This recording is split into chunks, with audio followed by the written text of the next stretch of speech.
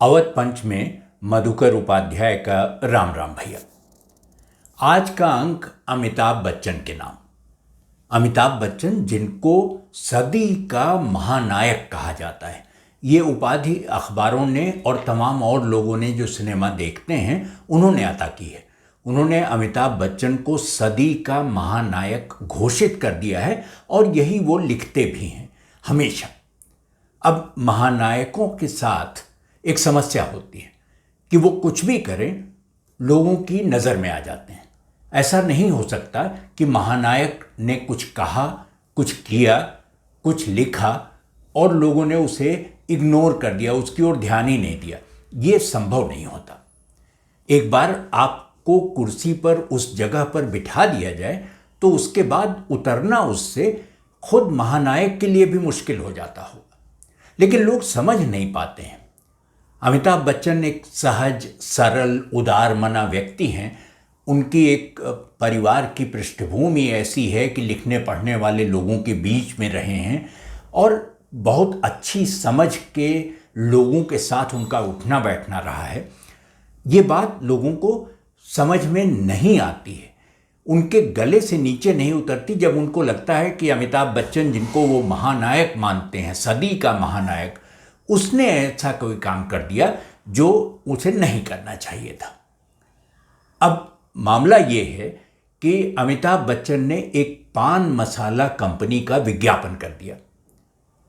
पान मसाला कंपनी के उस विज्ञापन में, जो अखबारों में भी छपा और टेलीविज़न चैनलों पर दिखाया गया, वो मुंह आसमान की ओर उठाए हुए, नाक ऊपर, मुंह खुला हुआ, और उसमें पान मसाला का जो पैकेट है वो फाड़ कर अपने मुंह में डालते हुए ये तस्वीर, छवि लोगों के जहन में दिखाई पड़ी, बनी उस कंपनी के विज्ञापन के बाद। तो लोगों ने सवाल पूछने शुरू कर दिए कि आपको इस क्या ज़रूरत आ पड़ी थी कि आपने पान मसाला कंपनी का विज्ञापन किया? आपको क्या पैसे की कमी हो गई थी? आप में, बल्कि एक साहब ने तो बहुत दूर तक जाकर कह दिया कि आप में और टुटपुजिया और दूसरे लोगों में क्या फ़र्क रह गया अगर आपको यही करना था। अब महानायक तो महानायक होता है, वो तर्कोपरि होता है। जैसे सर्वोपरि होता है, सबसे ऊपर, वैसे तर्कोपरि भी हो सकता है कोई, वो अमिताभ बच्चन जी हैं। अब वो तर्क से परे हैं। वो क्या करते हैं महानायक की हैसियत से, ये वही जाने। लेकिन जो उनकी पृष्ठभूमि रही है उसके हिसाब से लोग अमिताभ बच्चन को समझ नहीं पा रहे। अगर वो ठीक से समझ पाते तो अमिताभ बच्चन को खुद अपने अकाउंट पर आकर फेसबुक पर ये न लिखना पड़ता जो उन्होंने लिखा। एक अमित कल्ला हैं, उन्होंने कह दिया था कि आपने ऐसा क्यों किया, आपको ऐसा करने की आवश्यकता ही क्यों पड़ गई। विजय कल्ला, सॉरी। तो विजय कल्ला जी ने जब ये लिखा तो अमिताभ बच्चन ने विजय कल्ला को जवाब दिया। आप सोचिए कि कितने उदार, कितने सहिष्णु व्यक्ति हैं वो, कि वो कोई भी बात करे, उनके पक्ष में, उनकी प्रशंसा में कहे तो हो सकता है एक बारगी वो उसका उत्तर न दें, लेकिन कोई आलोचना कर रहा हो तो अमिताभ बच्चन जी उसका ज़रूर उत्तर देते हैं और बिल्कुल ठीक ठीक सोच समझकर अपनी बात कहते हैं। उन्होंने जब ये सवाल उठाए गए कि आपने विज्ञापन क्यों किया, तो उन्होंने लिखा अपने ट्विटर और फेसबुक के अकाउंट पर, मैं उसे पढ़ देता हूँ आपके सामने। उन्होंने कहा कि मान्यवर, मैं क्षमा प्रार्थी हूँ। देखिए किस तरह का स्वभाव है, किस तरह की उनकी समझ और सोच है समाज के बारे में। वो कहते हैं, मान्यवर, मैं क्षमा प्रार्थी हूँ। किसी भी व्यवसाय में यदि किसी का भला हो रहा है तो ये नहीं सोचना चाहिए कि हम उसके साथ क्यों खड़े हो रहे हैं। ये उसी पान मसाला कंपनी के विज्ञापन के संदर्भ में वो कह रहे हैं। और क्यों उनके मन में ये बात आई? उन्होंने कहा कि बात सिर्फ पान मसाला की नहीं है। अगर ये एक व्यवसाय है तो उसमें हमें अपने व्यवसाय के बारे में भी सोचना चाहिए। महानायक तो ठीक है, लेकिन एक व्यवसाय तो फिल्म का अभिनेता भी, उसका व्यवसाय है अभिनय करना, तो वो अपने व्यवसाय के बारे में न सोचे, सिर्फ दूसरे के व्यवसाय के बारे में सोचता रहे, ये संभव नहीं होता। ये लोग समझ नहीं पाते। तो उन्होंने कहा कि हमें अपने व्यवसाय के बारे में भी सोचना पड़ता है। अब अगर आपको ये लग रहा है कि मुझे ये काम नहीं करना चाहिए था, तो इसको करने से मान लीजिए कि मुझे धनराशि मिलती है, मुझे भी धनराशि मिलती है, लेकिन इतना ही नहीं है। उनकी उदारता देखिए। वो कहते हैं कि हमारे उद्योग में जो बहुत से लोग काम कर रहे हैं और दूसरे लोग भी काम करते हैं, उनके कर्मचारी हैं, उनको भी काम मिलता है। ये एक व्यक्ति पूरा का पूरा कारखाना है, अगर वो कुछ करता है तो उसके साथ बहुत सारे दूसरे लोगों को भी उसका फायदा होता है। और अमिताभ बच्चन सिर्फ अपने फायदे की बात नहीं कर रहे हैं, उद्योग के फायदे की बात कर रहे हैं कि उद्योग को उससे कोई असर ना पड़े, लोगों का घर चलता रहे, घरों में चूल्हे जलते रहें। वो कहाँ तक सोचते हैं।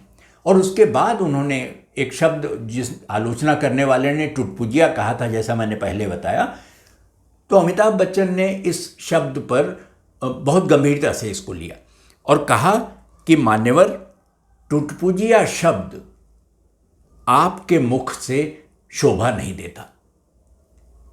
महानायक जो भी कर रहे हों, लेकिन उनकी आलोचना में आप किसी के लिए टुटपुजिया शब्द का इस्तेमाल करें, महानायक को ये स्वीकार्य नहीं है, ये बर्दाश्त नहीं है। उन्होंने कहा, मान्यवर, आपके मुख से ये शब्द शोभा नहीं देता और न ही हमारे उद्योग के अन्य कलाकारों को शोभित करता है।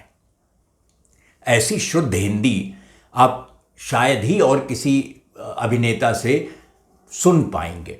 लिखना तो दूर की बात रही, लिखने में तो यहाँ बड़े बड़े MA PhD किए हुए लोग एक वाक्य सही नहीं लिख पाते। अमिताभ बच्चन जी का आप संस्कार देखिए, उनकी पहुँच देखिए, उनका जो उन्होंने साहित्य पढ़ा है वो समझने की कोशिश करिए कि वो इस तरह के शब्दों का इस्तेमाल करते हैं। वो अपने आलोचक को भी मान्यवर कहते हैं, प्रणाम कहते हैं। तो उन्होंने कहा कि ये हमारे कलाकारों के लिए भी शोभन नहीं है। मैं आदर सहित आपको नमस्कार करता हूं। अब अमिताभ बच्चन को ये क्यों कहा, उन्होंने क्यों कहना पड़ा? इसलिए कि उनके पहले रणवीर सिंह, अजय देवगन, शाहरुख खान सब पान मसाला कंपनी का विज्ञापन कर रहे थे, लेकिन उनमें से किसी की आलोचना नहीं हो रही थी, किसी के बारे में ये प्रश्न नहीं उठाए जा रहे थे। अमिताभ बच्चन के बारे में क्यों उठाए जा रहे हैं? इसलिए कि लोगों ने उनको महानायक की पदवी दे दी है, उनको महानायक मान लिया है, उस पद पर बिठा दिया है। तो अब महानायक कुछ करेगा तो उसका असर बाकी लोगों पर भी होगा। बल्कि एक साहब ने तो लिखा भी कि आप जो करते हैं उसका असर हजारों लाखों लोगों पर एक साथ होता है, आपको बहुत सोच समझ कर ये चीज़ें करनी चाहिए। लेकिन अब महानायक तो कोई बात गलत कर कैसे सकता है, उससे गलती हो ही नहीं सकती। तो वो तो बिल्कुल लगभग ईश्वरत्व जैसा भाव पैदा होता है जब महानायक कोई बनता है। तो अमिताभ बच्चन जी के अंदर पैदा हुआ, तो इसमें कौन सी खास बात? कुछ नहीं है। अब मैं एक इसी के बरक्स एक छोटा सा किस्सा सुना देता हूँ जो मेरे साथ घटित हुआ। मैं केरल गया था। केरल के एक बहुत बड़े, भारत के, बल्कि केरल क्यों कहें, बल्कि दुनिया कह लीजिए, विश्व के तमाम जो सर्वश्रेष्ठ लेखक हो सकते हैं उनमें उनका शुमार होता है। उनका नाम है MT वासुदेवन नायर।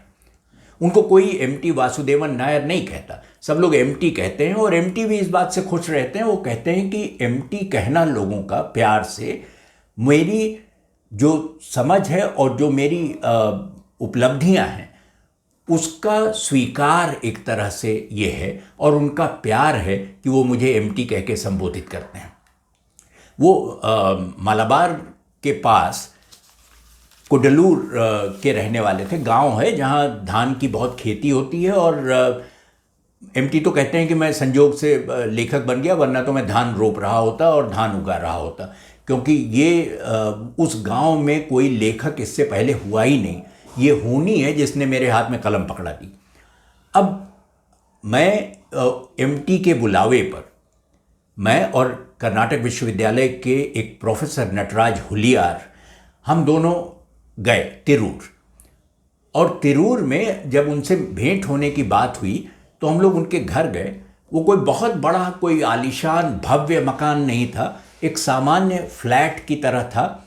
2 मंजिला, 1 मंजिला, जितना भी रहा होगा मुझे अब ठीक से याद नहीं है, लेकिन जिस कमरे में और जिस तरफ हम बैठे वो किसी सामान्य 2 कमरे के, 3 कमरे के घर जैसा ही, फ्लैट जैसा ही रहा होगा। उसमें किसी लेखक के घर में जो होता है, चारों तरफ किताबें ही किताबें थी। लेकिन मेरी नज़र अटक गई, सामने जो बीच में एक कांच के शीशे वाली एक मेज़ रखी थी, उस पर जो बहुत सारी किताबें उताबें थीं, वो कागज़ थे, वो तो अलग थे, बीड़ी का एक बंडल रखा हुआ था। और उस बीड़ी के बंडल के बारे में मैंने सुना था कि एम.टी. वासुदेवन नायर बीड़ी पीते हैं, लेकिन जैसे अंग्रेजी में चेन स्मोकर होते हैं जो सिगरेट पीते ही रहते हैं, वैसे ही चेन बीड़ी स्मोकर हैं एम.टी. वासुदेवन नायर, रोक नहीं पाते अपने आप को। तो नटराज हुलियार ने उनसे कहा कि सर आप ये छोड़ क्यों नहीं देते। 1 सेकंड भी नहीं लगा एम.टी. को, उन्होंने फौरन जवाब दिया। उन्होंने कहा कि देखिए, ये आज की बात नहीं है, इसका और मेरा, बीड़ी का और मेरा 70 साल का रिश्ता है, कैसे तोड़ दूं मैं इसे। आखिर बीड़ी के मन में भी तो कुछ आएगा कि हमने ये साथ छोड़ देने का फैसला क्यों किया। और दूसरी एक और बात कि बीड़ी के कारखाने में बहुत सारे लोग काम करते होंगे, उनका भला भी तो होता है इससे। जब मैं बीड़ी खरीदता हूं तो कुछ पैसा तो उन तक भी पहुंचता है, उनके घर भी चलते हैं इससे, तो मैं ये छोड़ नहीं सकता। और उसके बाद एम.टी. हंसे, और अब उनकी उम्र 85 साल, जब मैं मिला था तो 85 साल के थे, अब 87-88 के हो रहे होंगे। एम.टी. की फिल्में जो उन्होंने निर्देशित की हैं, एम.टी. की कहानियाँ, उनके उपन्यास, उनकी और रचनाएं हैं, वो सब इतनी स्वीकार्य और इतनी अच्छी मानी जाती हैं कि कहा जाता है कि वो क्लासिक की श्रेणी में आती हैं। 22 साल की उम्र में एम.टी. ने पहला उपन्यास लिख दिया था। तो और वो आज तक चर्चा में है कि ग्रामीण परिवेश पर ऐसा उपन्यास किसी अन्य भाषा में लिखा ही नहीं गया। उस एम.टी. से मुलाकात में जब वहाँ तमाम फोटोग्राफर भी थे, तस्वीरें खींच रहे थे, तो एम.टी. ने बीड़ी का बंडल नीचे रख दिया, धीरे से उठा लिया था उन्होंने, माचिस भी उठा ली थी, लेकिन रख दिया मेज़ पर और फोटोग्राफरों को रोक दिया। उन्होंने कहा कि अभी फ़ोटो मत खींचना, और खींचने से पहले मुझे बता देना, मेरे हाथ में बीड़ी नहीं होनी चाहिए। ये एक दूसरी तरह का महानायकत्व है। आप कुछ करते हैं, लेकिन आपको ये मालूम है कि दुनिया जहान पर उसका क्या असर होगा, और उस असर से कि कहीं इसका कोई इस्तेमाल ना हो जाए, कहीं बीड़ी कंपनी इसका इस्तेमाल न कर लें। अब एम.टी. के बारे में कल्पना हिंदी पट्टी में ज़्यादातर लोग कर नहीं पाते, क्योंकि उनकी रचनाएं उस तरह से हिंदी में उपलब्ध नहीं है वो सहज रूप से। तो उनकी रचनाओं की वजह से जो उनका महानायकत्व है, वो केरल वालों से पूछिए तो समझ में आएगा कि एम.टी. क्या है। उस एम.टी. के मन में ये सोच है कि हमारा इस्तेमाल विज्ञापन में नहीं होना चाहिए, और अगर ये बीड़ी मैं पीता भी हूँ तो मेरा साथ होगा, लेकिन इसके नुकसान भी हैं। एम.टी. कहते हैं कि मुझे मालूम है कि बीड़ी पीने से कैंसर होता है और तमाम तरह की बीमारियां हो सकती हैं, लेकिन एक पुराना साथ है तो उसको छोड़ कैसे दें। अब ये नायकत्व की, महानायकत्व की तुलना है।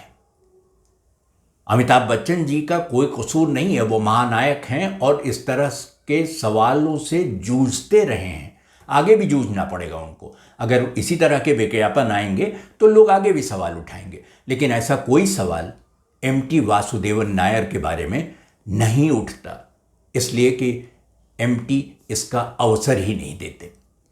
एक शेर सुन लीजिए इरशाद अहमद नियाजी का, इश्तहार पर ही, विज्ञापनों पर ही, विज्ञापनों की दुनिया पर। वो कहते हैं कि एक भूख उभरी पैरहने जर निगार से, एक भूख उभरी पैरहने जर निगार से, बदसूरती झलकने लगी इश्तहार से। एक इश्तहार ने दो लोगों को अलग अलग कर दिया। अवध पंच में आज इतना ही। अगले अंक में भेंट होगी, तब किसी और विषय पर चर्चा करेंगे। तब तक आप अवध पंच देखते रहिए और हमें लिखिए awadhpanch@gmail.com पर। आपकी प्रतिक्रियाओं से हमारा मनोबल बढ़ता है। तो अगले अंक में आपसे भेंट हो, तब तक के लिए अनुमति दीजिए। राम राम भैया।